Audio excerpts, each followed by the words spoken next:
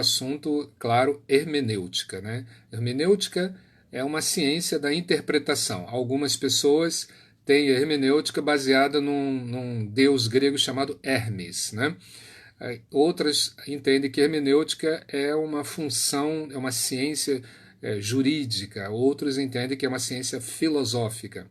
De qualquer modo, a hermenêutica ela sempre vai estar presente diante do estudioso, do pregador, do professor, daquele que ensina, daquele que prega, daquele que fala.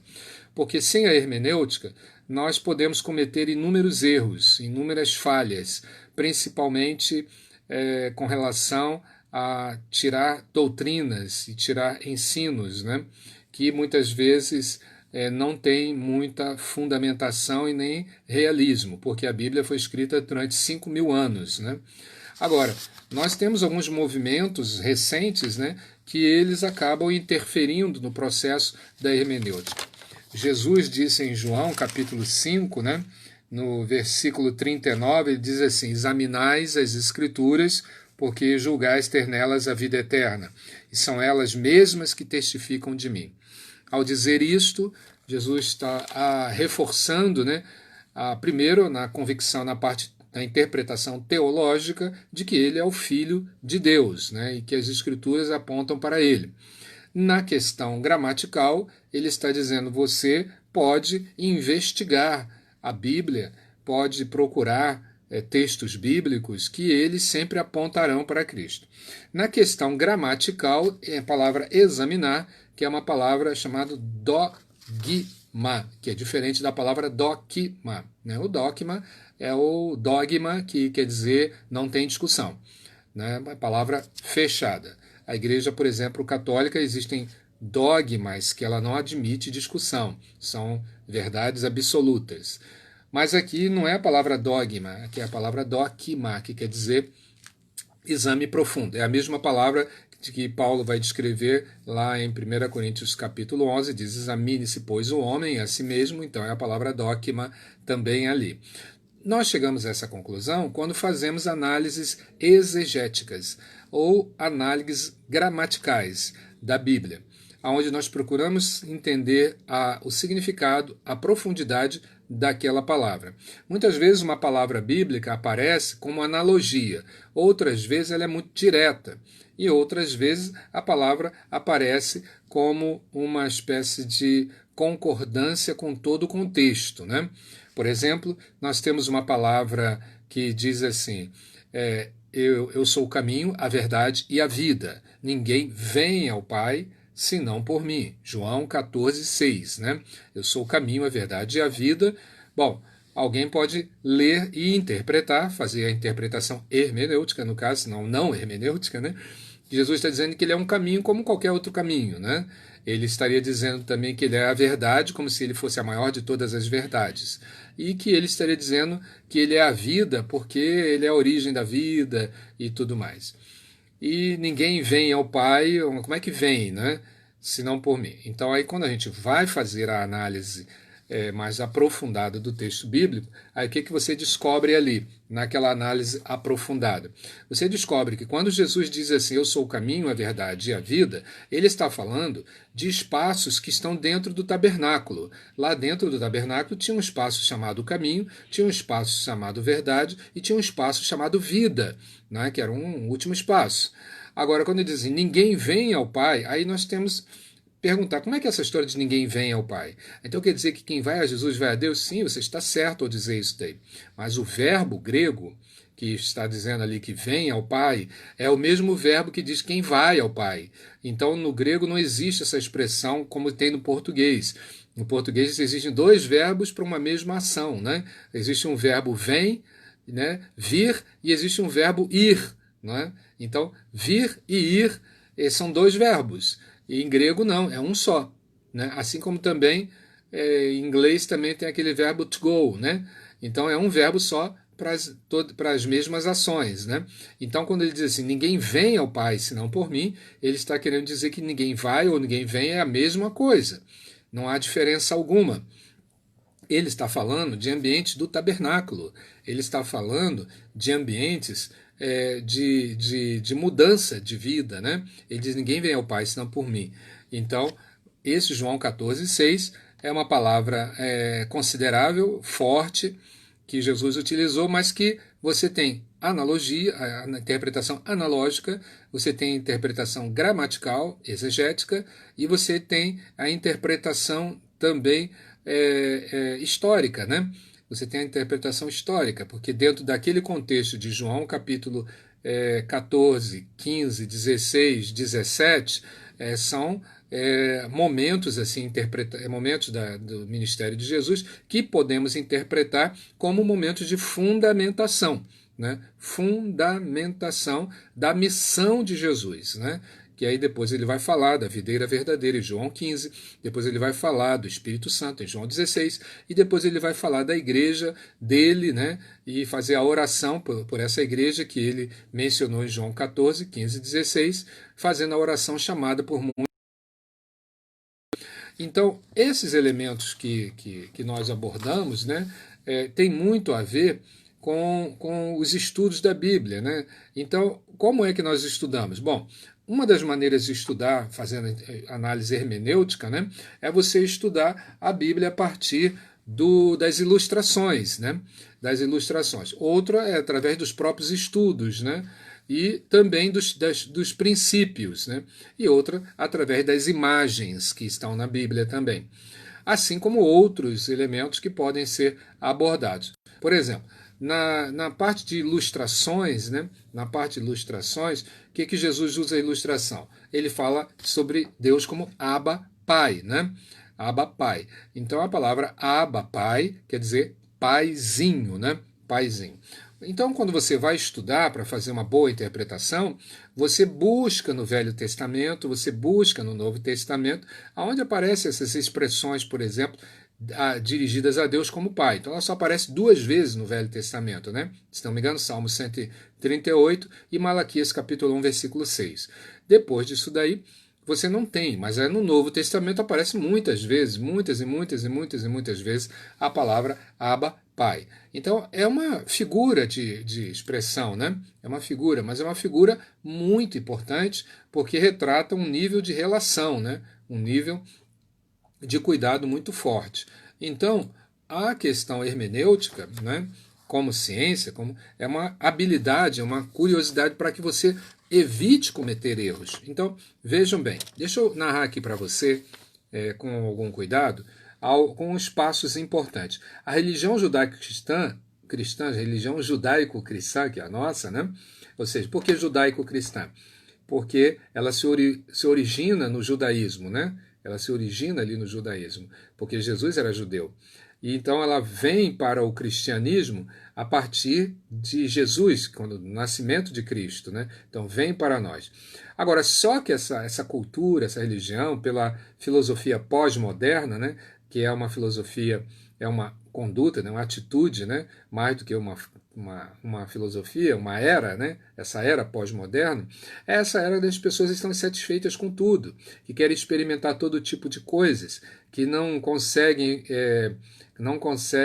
manter-se em um determinado ponto. Você pode ver isso dentro das igrejas. Uma pessoa está numa igreja, amanhã está noutra, depois está noutra, depois está noutra, depois está noutra, e assim sucessivamente.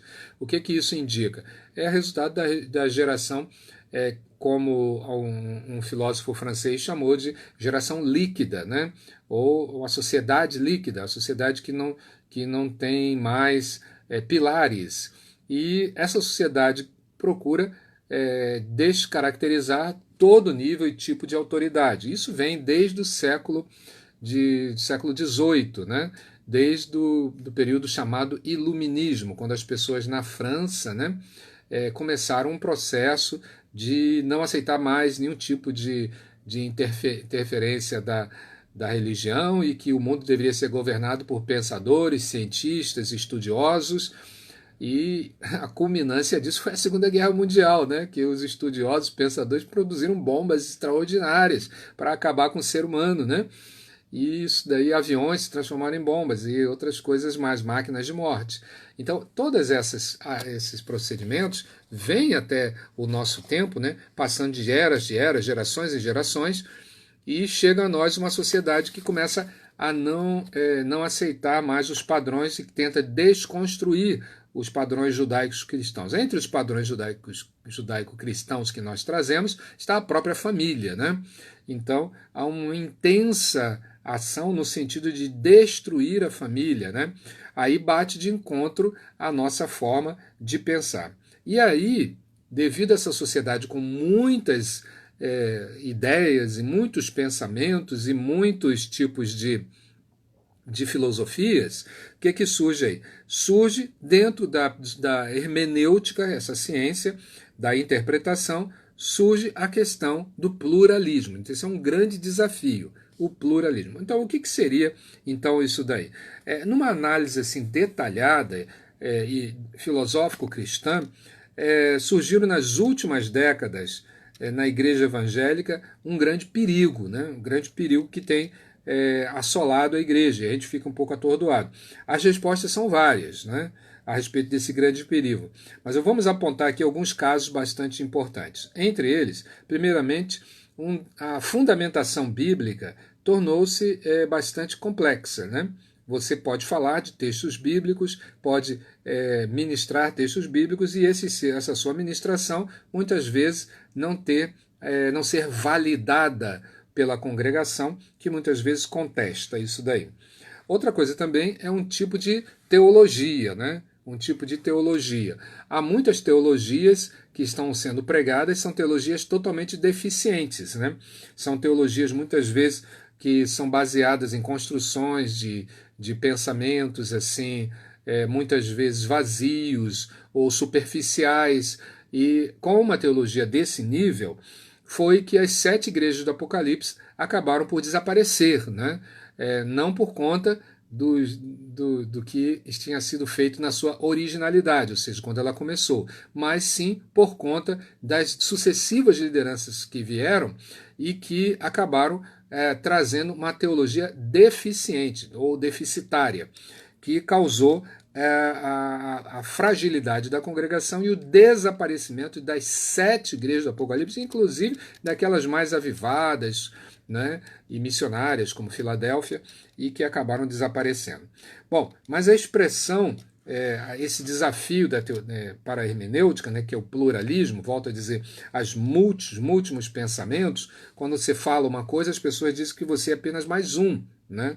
Mais um pensamento. E afirmam categoricamente, com vários números, com várias colocações. Outro fator muito importante dentro desse pluralismo, né, que é o primeiro item, é a questão de muitas lideranças megalomaníacas. Né? O que é uma liderança megalomaníaca? Bom, uma liderança megalomaníaca é uma liderança que ela decorre de um péssimo ensino, de uma péssima percepção histórica, e uma péssima prática das escrituras, fruto de uma hermenêutica bíblica totalmente equivocada. Isto faz o quê? É capaz de encher igrejas, é capaz de lotar templos. E por que razão? Megalomaníaco, é claro, são aqueles líderes, pastores, bispos, apóstolos, seja lá mais o que for, que simplesmente centralizam em torno da sua pessoa as esperanças de todos os demais. E aí as pessoas ficam gravitando em volta dele como aqueles insetos em volta de uma lâmpada lá numa fazenda. Então eles constroem esse tipo de liderança, as pessoas não entendem que é um equívoco, porque a Bíblia não sugere isso daí, e cria-se uma forma de interpretar a Bíblia que realmente acaba trazendo muitos mais. Quer ver um exemplo típico, né?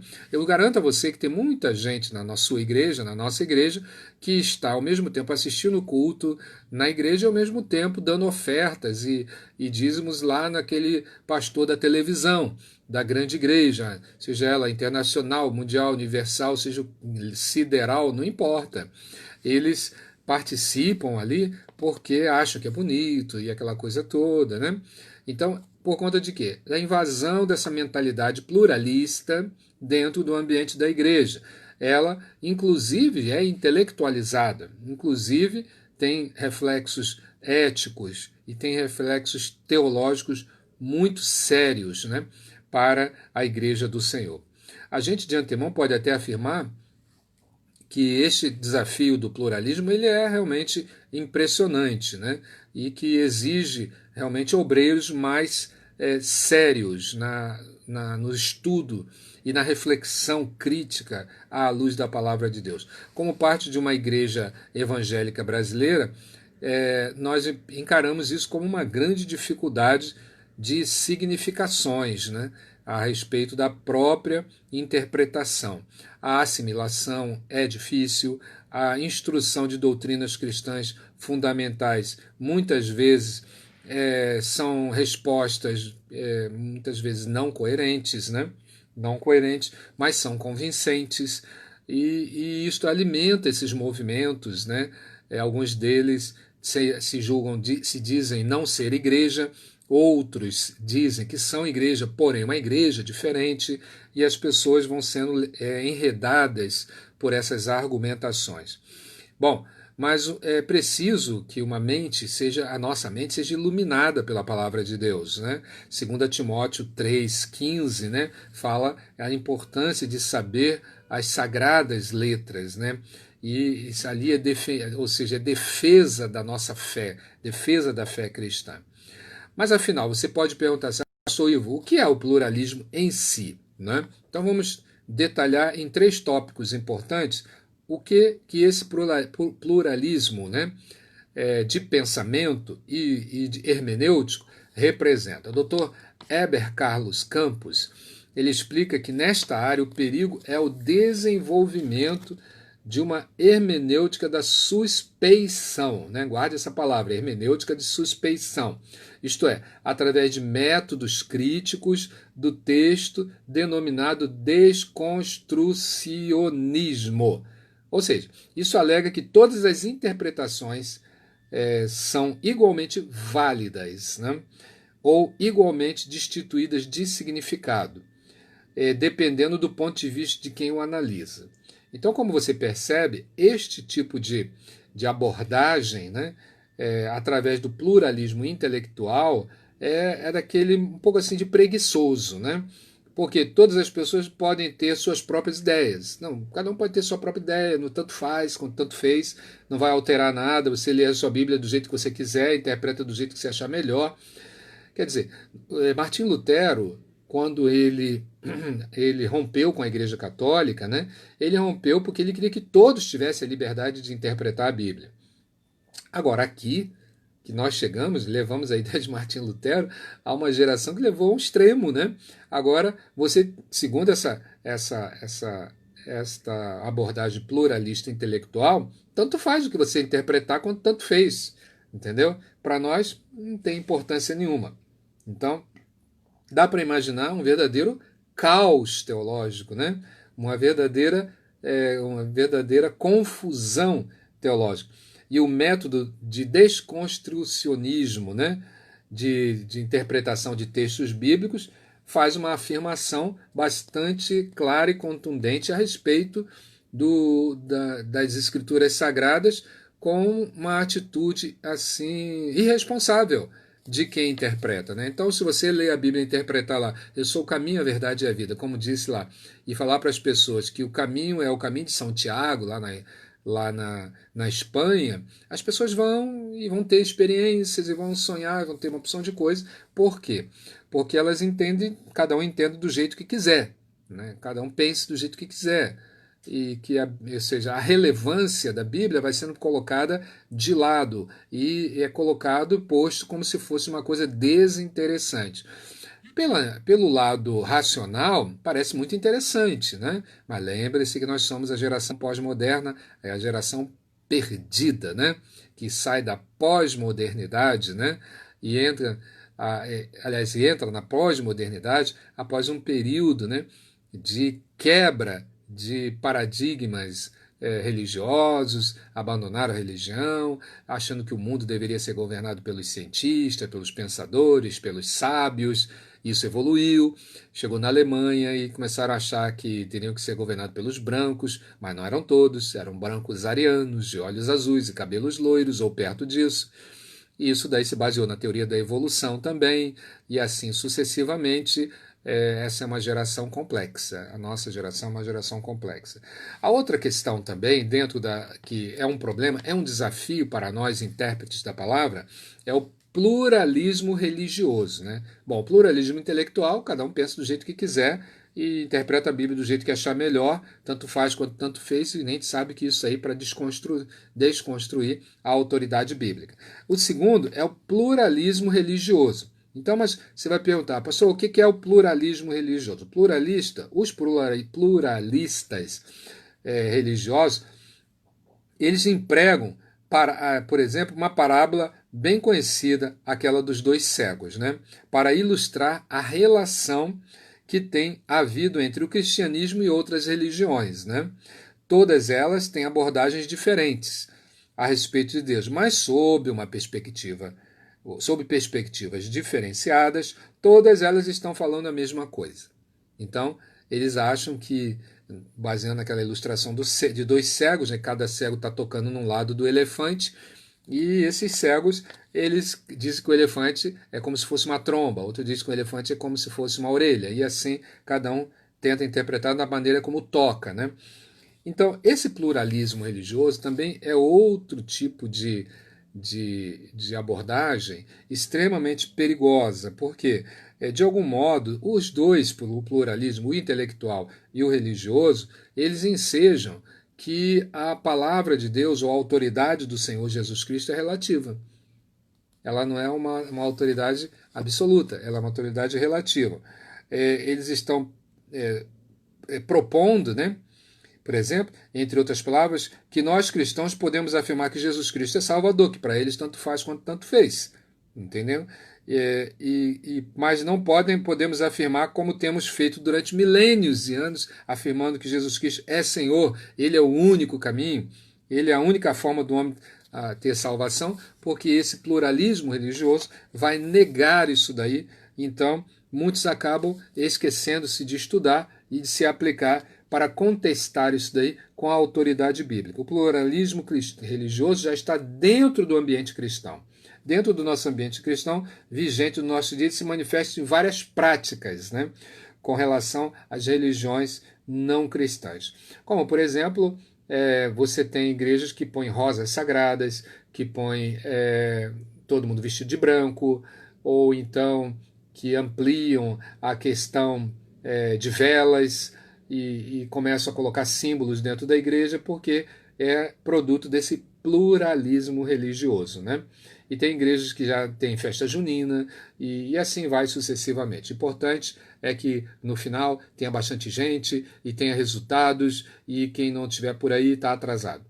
A outra questão, última, né, desafio, é o pluralismo.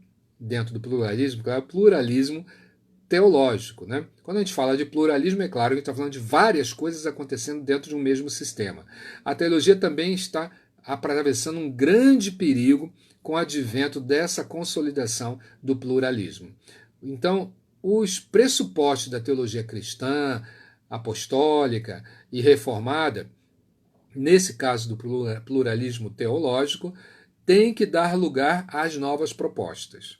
Ou seja, por exemplo, Deus na soteriologia, ou seja, a doutrina da salvação, eles entendem que na teologia da salvação pluralista, pós-moderna, não pode excluir da salvação os não cristãos, pelo simples fato deles não serem cristãos. Afinal, é um Deus de amor. Então, vejam bem, a tônica é muito interessante, né? Que é como se dissesse assim, todos já estão salvos. E por todos já estarem salvos, a gente não pode excluir nenhum deles. É aí que entra a questão da cristologia, aquele assunto anterior, por isso que ele ficou antes, né, de hermenêutica, o assunto anterior.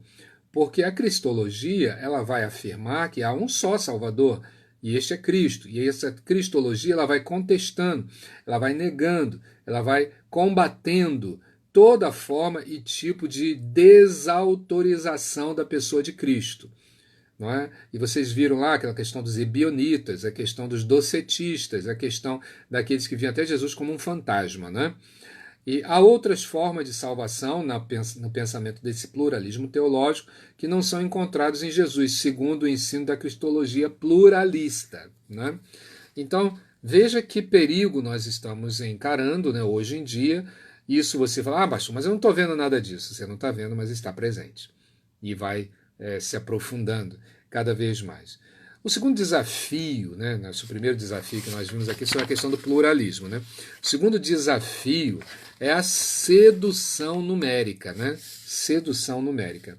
Na sedução numérica, que é um outro desafio da hermenêutica, vai pairar o problema do secularismo, o relativismo, o pós-modernismo e o pluralismo. Olha quantos adversários nós estamos vivendo em nosso tempo. Eles mostram, assim, esses 4 momentos, né? Eles trazem enormes perigos, tanto para a propagação quanto para a vivência da palavra de Deus em nossos dias muito turbulentos.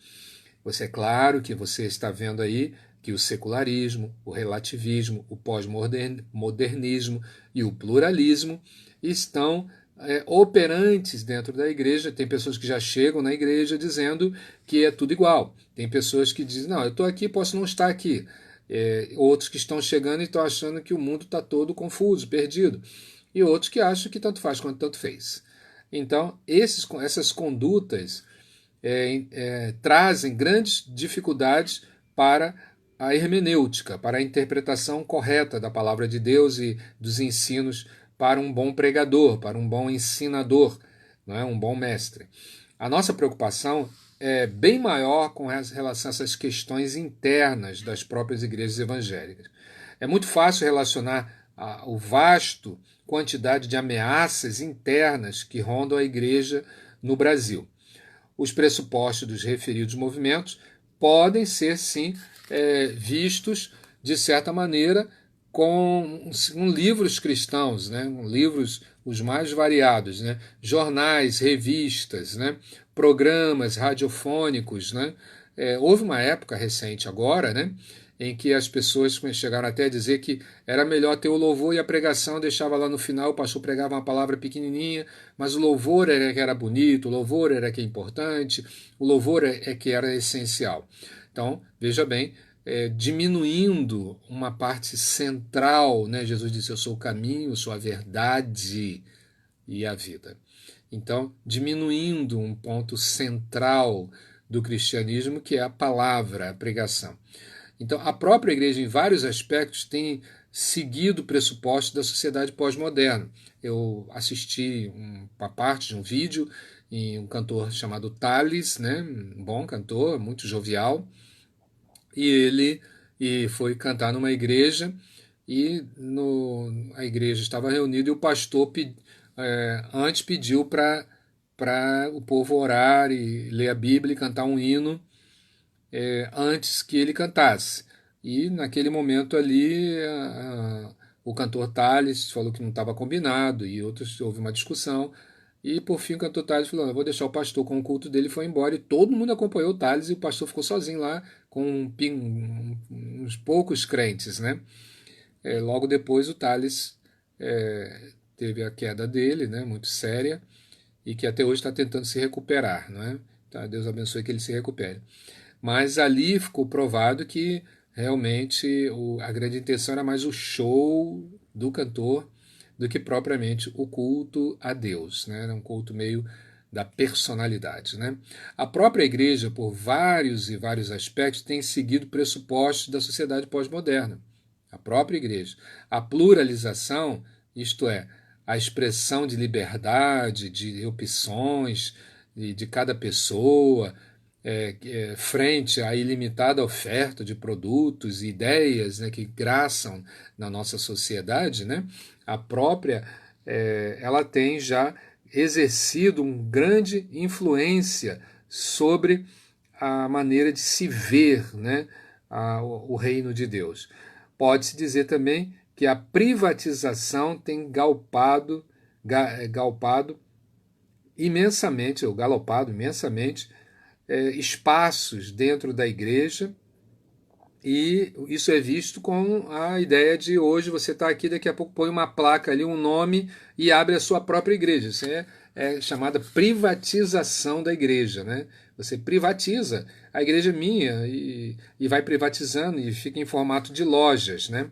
E a mesma coisa, de alguma forma, está ligada a essa conduta ao pluralismo. Por isso, você tem placas de igreja para todos os lados e de todas as formas. Então, por quê? Por causa desse pluralismo graçante. E aí, é claro que a maior justificativa é a sedução numérica, né? É a sedução de que eu abri uma igreja ali, uma loja, né? Vamos sei lá o nome, e tem cheio de gente, né? Rapidamente enche de gente. Doutor Luiz Wesley, né, de Souza, ele denuncia que o mercado religioso do sensacionalismo, do imediatismo e do consumo da fé tem ditado os nossos conteúdos atualmente, né? Redesenhando nossas motivações e metodologias e adulterado nossa pregação, afastando-a da palavra, né? Então você hoje já tem pastores que se apresentam como coaches, né? Coach. Nos Estados Unidos, o cara, para ser um coach, estuda 2 a 4 anos. Aqui no Brasil, faz 3 meses de treinamento e todo mundo já acha que ele é o top de linha. Já tem pastores que estão preparando a ovelha para ser um grande profissional do mercado, para ser um sucesso na sua empresa, para isso e aquilo outro, que Deus vai abençoar, e põe a mão na cabeça, esse irmão chora, e ele sai motivado, muda as atitudes dele, começa a ganhar dinheiro, e ele entende então que isto é evangelho. E eu até recentemente falei com o pastor, mas isso não é cuidado, isso é coach. Coach, ele vai, joga umas palavras-chave, as pessoas acreditam, ele vai embora, não tem responsabilidade com ninguém. Já o pastor sim tem. Mas o doutor Vander de Lara Proença, ele reitera na sua argumentação, e isso vai estar com você na apostila, a tentação dos números, né? Também torna superficial o ensino da Bíblia. Você pregaria uma mensagem profunda para 3 pessoas na igreja? Não, 3 pessoas, então eu vou pregar qualquer coisa. Não, se tiver uma multidão, eu vou me preparar mais, né? Vou me preparar mais. A irrelevância da palavra de Deus para esse tipo de procedimento revela uma hermenêutica contaminada, uma forma de interpretação completamente contaminada, baseada em números. As pessoas, a mensagem da cruz, as pessoas estão pregando ela de forma deficiente, né? Porque o que importa não é a renúncia de pecados, né? nem a exigência de compromisso. Ao contrário, é um evangelho de facilidades, que só fala de sucesso, que só fala de prosperidade e só fala de bem-estar pessoal para quem crer. Né? Pecado é chamado de fraqueza, né?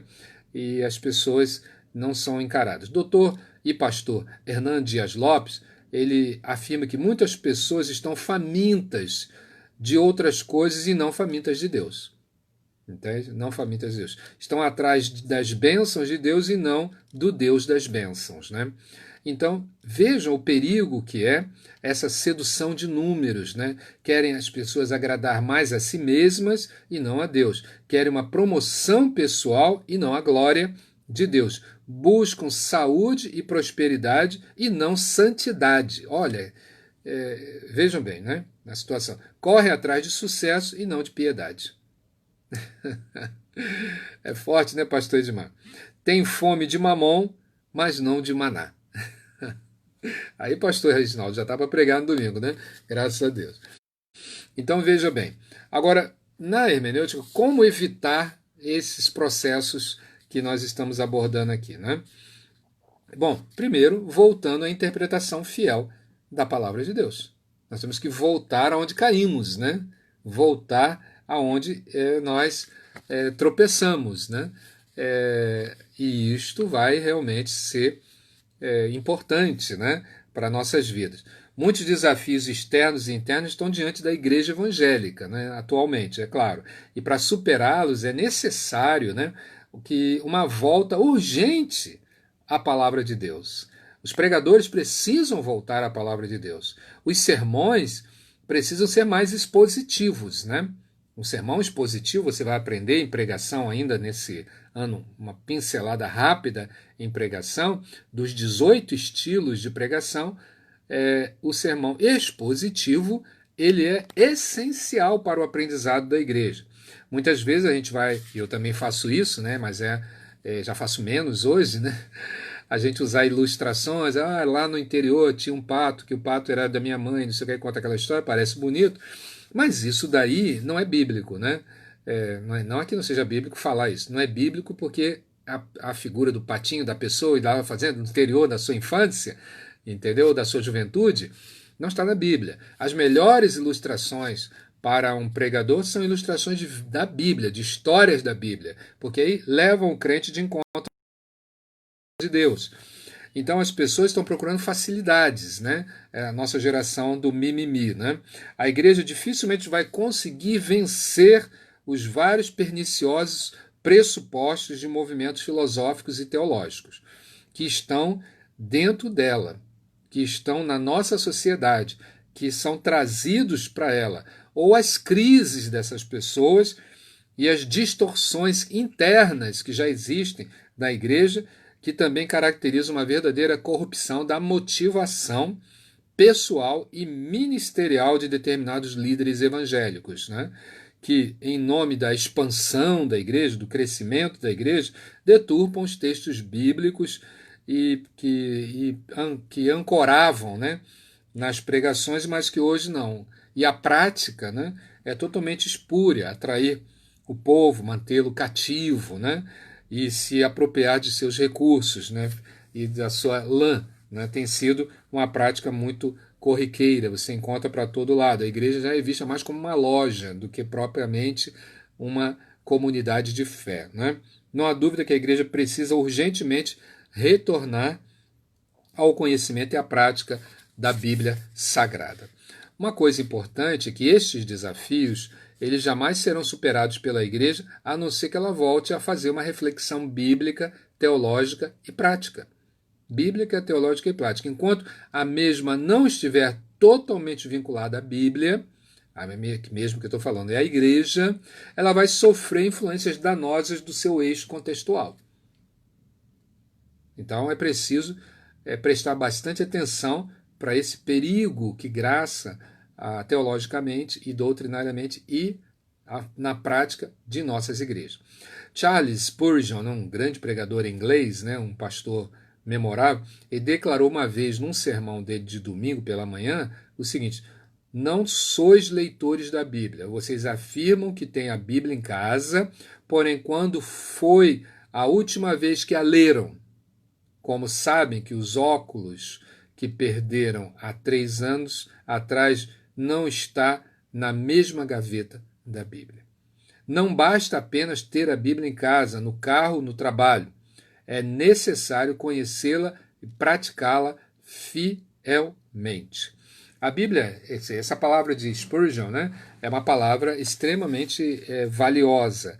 Ela é uma advertência a uma comunidade de fé que tem a Bíblia simplesmente como um objeto de decoração. A Bíblia não é um livro, a Bíblia, aliás, é o livro mais vendido do mundo. Isto não significa, porém, que a civilização pós-moderna conhece a Bíblia. A nossa civilização pós-moderna muitas vezes tem a Bíblia apenas como um objeto de decoração para quando vai à igreja, né, para justificar que é crente. Né? E as pesquisas mais confiáveis que são feitas no mundo inteiro mostram a nossa vergonha, que é exatamente desconhecer a palavra de Deus. Existem inúmeros falsos versículos, né, que as pessoas utilizam, né? Faça por ti que eu te ajudarei, de 1000 passarás, de 2000 não passarás, né? E assim falsos versículos são. O George Barna, né, é um célebre pesquisador, mostrou que a situação dos evangélicos nos Estados Unidos também não é diferente da nossa aqui no Brasil. Numa pesquisa realizada em 2005, olha, bem próximo, né? 2005, ele pesquisou e encontrou o seguinte resultado, eu vou ler aqui. 93% das residências pesquisadas possui um ou mais exemplares da Bíblia. 12% dos entrevistados garantiram ler as Escrituras todos os dias. 57% confessaram que passaram mais de uma semana sem ler a Bíblia. 31% acreditam que o dito popular Deus ajuda quem cedo madruga está nas páginas da Bíblia. 48% acreditam que o livro de Tomé, um texto apócrifo, é um dos 66 livros que compõem a Bíblia Sagrada. 52% não sabiam que existia o livro de Jonas. 58% desconhecem quem pregou o Sermão do Monte. Olha que cenário extremamente desalentador dessa pesquisa de 2005. O doutor David Larsen, ele acrescenta aqui o seguinte: uma surpreendente estimativa afirma que 61% da população norte-americana não consegue ler a Bíblia com aproveitamento e com textos pelo menos básicos, né? Ele cita ainda numa afirmativa de Alan Bloom, nos Estados Unidos, falando de maneira prática, a Bíblia era a última cultura comum, aquela que unia o simples e o sofisticado, o pobre e o rico, o jovem e o velho, e que deu o caráter da seriedade dos livros. Larsen menciona ainda George Steiner, e lá atônico diante do desaparecimento do conhecimento da Bíblia em nosso tempo, ao escrever em seu lamento à revista New Yorker, depois que Larsen arremata. Ele diz o seguinte: apenas metade dos protestantes entrevistados foi capaz de citar até 4 dos 10 mandamentos. 40% dos protestantes nunca ou quase nunca lê a Bíblia, apesar de ter cerca de 500 milhões delas em circulação. Um estudo descobriu que entre os protestantes entrevistados que frequentam a igreja, 63% não conseguiram saber a diferença entre o Antigo e o Novo Testamento. Poucos sabiam pelo menos alguma coisa sobre os profetas, e menos ainda conseguiam aplicar a história do bom samaritano à sua vida diária. E, por último, o assunto bíblico como se fosse apenas parcialmente compreendido, né? O assunto bíblico. Né?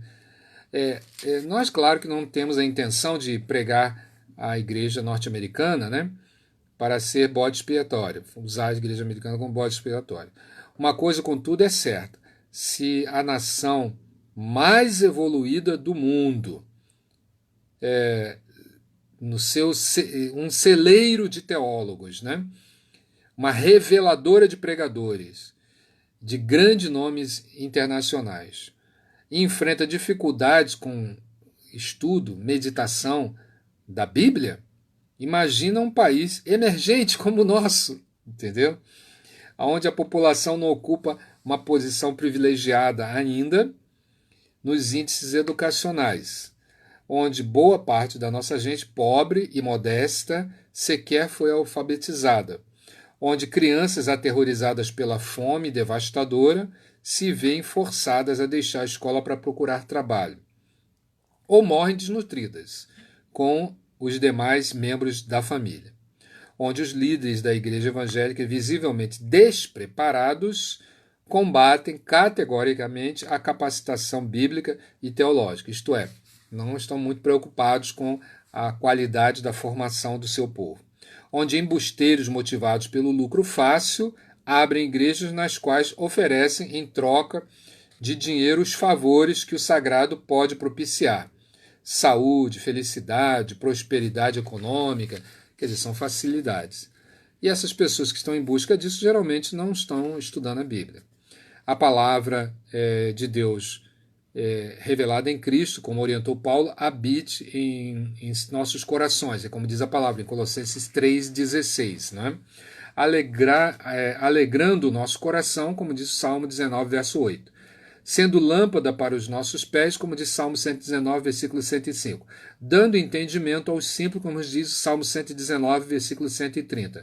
Sendo nossa fonte de meditação diária, como diz o Salmo 119, versículo 97. De nutrição também, como diz Jeremias 15, 16.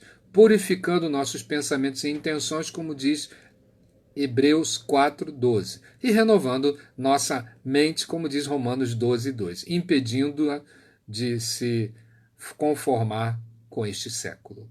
A Bíblia fala, claro, nós não podemos nos conformar com este século. Ficamos por aqui hoje, tá bom? Vamos passar agora para a fase das perguntas. Quero agradecer imensamente, que Deus abençoe a todos em Cristo Jesus. Pode abrir o seu microfone e iniciar as suas perguntas.